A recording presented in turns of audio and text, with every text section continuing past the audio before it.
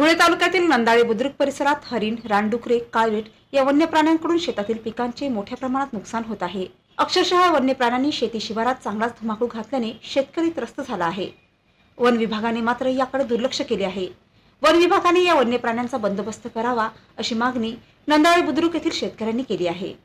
शेतातील छोट्या पिकांचे शेंडे खाऊन मोठ्या प्रमाणात नुकसान हे वन्य प्राणी करत आहेत। धुळे जिल्हा वन विभागाने तत्काळ शेतकऱ्यांच्या या वन्य प्राण्यांपासून होणारा त्रास कमी करण्यासाठी उपाययोजना कराव्यात, अन्यथा शेतकरी राजा हा तोंडाशी आलेल्या घासापासून देखील वंचित राहील। त्यामुळे लवकरात लवकर या वन्य प्राण्यांना आळा घालण्यासाठी काहीतरी उपाययोजना करा अशी मागणी शेतकऱ्यांकडून केली जात आहे। यावर्षी चांगल्या प्रकारे पाऊस होईल व शेतीपासून चांगले उत्पन्न मिळेल अशी शेतकऱ्यांना अपेक्षा होती, परंतु यावर्षी पावसाने उघडीप दिल्याने शेतकरी पिके वाचवण्यासाठी धडपड करीत आहेत। आधीच पाण्याची भीषण टंचाई असताना गुराढोरांसाठी चारा वाचवण्याचं काम शेतकरी करत आहेत। यातच वन्य प्राण्यांकडून नुकसान केलं जात असल्याचं समोर येत आहे।